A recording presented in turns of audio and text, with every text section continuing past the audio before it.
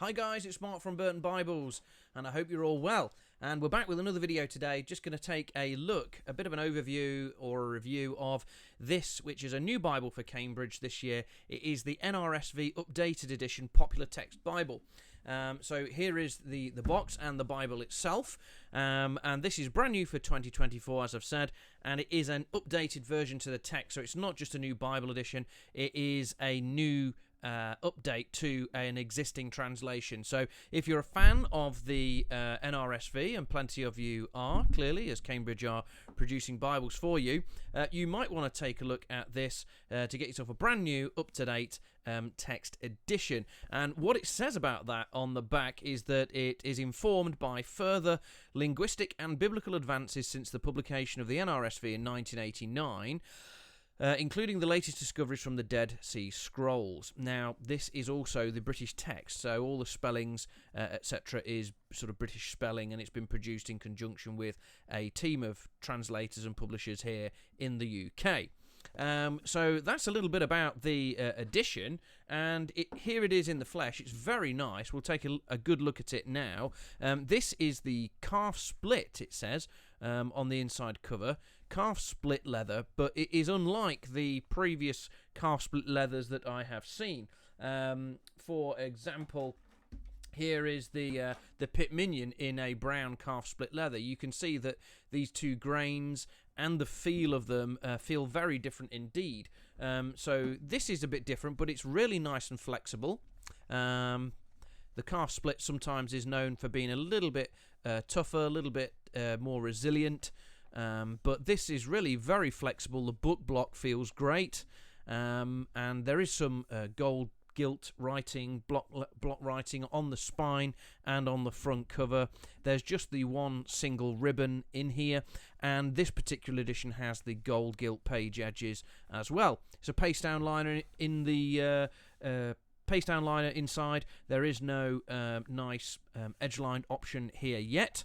But this paste down liner looks really good, and I've known them to last perfectly well with Cambridge Bibles. So that's a little bit about the physical characteristics of this Bible. It's very good indeed. But let's take a look at the inside, because there we've got some nice publication information that I'd like to take a good look at. And this is where it will tell us that it is a 9-point Charis font. If I can read that correctly. So this is going to be on the larger side of the font scale, if you like. So that's a good thing. 9-point is a really good sweet spot. Most people really should be able to read that. Obviously, notwithstanding, if you have if you're hard of seeing, if you've got some impairments there, then you're going to need a larger print for sure. But this is a really nice font, and I must admit, as I've been reading it, I do like that Charis, I think it's called Charis S2 font. It's typeset by the British and Foreign Bible Society here in the United Kingdom, which is nice to see. And even nicer to see as well is that it is printed and bound in Italy by Lego. Now, Lego publish a number of Bibles for Cambridge already, and they do it very, very well. Really do appreciate their work. They did the Family Chronicle Bible. They do the large print text Bible, and I think they've started doing some others as well. So I really like the stuff that they do. They've not let me down yet with an edition. So here we are with another Lego production. Now, with that said about it being a 9-point font, if we get into the Bible, it does read a little bit smaller, I think. It reads a little bit smaller, perhaps more like an 8 or an 8.5. See what you think. But there is the page, and it is beautifully clear. Really do like the layout with this. It's a digital font, digital typeset, and the pages are all line matched as well, as you can probably see from that page layout. So it's 2 columns of text. There are some translational notes at the bottom, which is always handy to see in a Bible, I think, with some alternative renderings and some word meanings, etc. there. Now, it is a paragraph layout, as you can see, so there's no verse-by-verse layout here. But the paper feels great. The paper that's being used in this edition is really, really good. There's no crinkliness here. It's not all sort of stuck together, which you sometimes see. But this is really, really good paper. Opacity is great. Feels great. It doesn't feel particularly thin. It feels nice and robust. I would imagine it's somewhere in the region of 32 GSM, I'd have thought, at least. So it's good paper in this text block. Now you can probably see from the layout that we do have chapter headings and major paragraph headings as well, and that's a good thing, I think, to navigate your way around the Bible. And we do have the scripture that is contained on the page listed for us at the top. So Genesis chapter 18 verse 2 to 32 is contained on this page, which is really nice and clear. There are page numbers as well. No running headers across the top, but that's okay because we do have substantial sort of signposting within the text, as you can see. Now, if we take a little look at the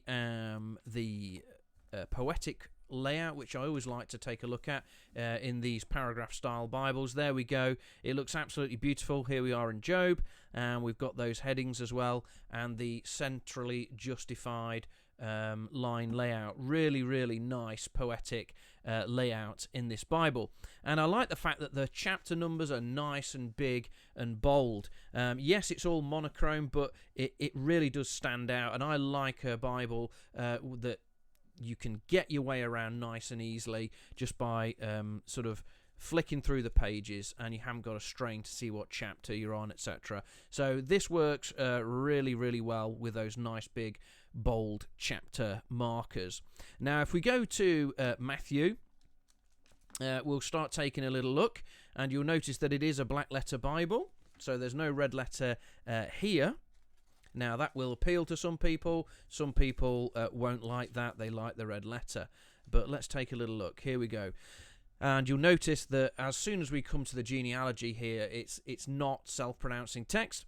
So you're not going to get all of those symbols and dashes and all the rest of it, hyphenates and things like that. So it's not self-pronouncing. I kind of like that. I think I probably lean towards that because it just looks... When the names are broken up with those pronouncing marks, it really does sort of clutter the page, and you sort of stumble over reading it. Whereas this is nice and clear. Now, there is something interesting here as well. We can see that this is a quote from the Old Testament within the New Testament, of course, and you can see that they've tried to make that distinction by centrally aligning the quote from the Old Testament. So as we go through, you can immediately see that here is another quote from the Old Testament, and another, and of course the beginning of the New Testament is full of quotes because it's showing how prophecy is being fulfilled and where it's being fulfilled. So this is really cool to see. Nice and clear.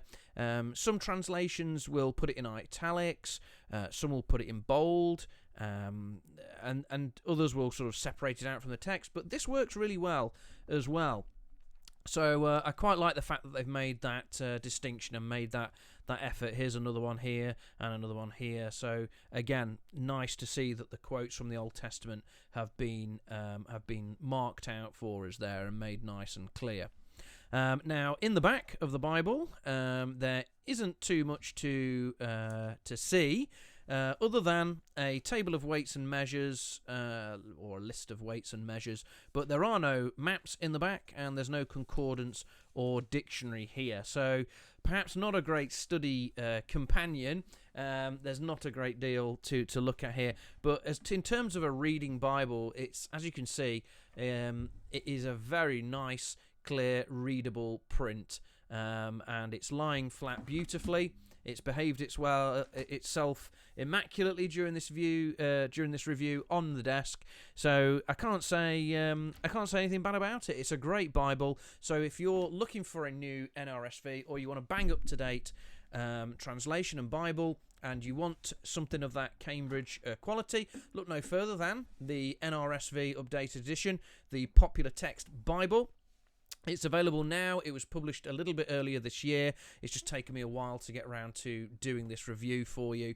So as always, do like and subscribe to the channel and share the content as much as you can, and don't hesitate to contact me at mark@burtonbibles.com, and do leave your comments in the comments below. So thanks very much for watching. Hope you found that informative and useful, and we'll catch up on another video soon. Bye bye.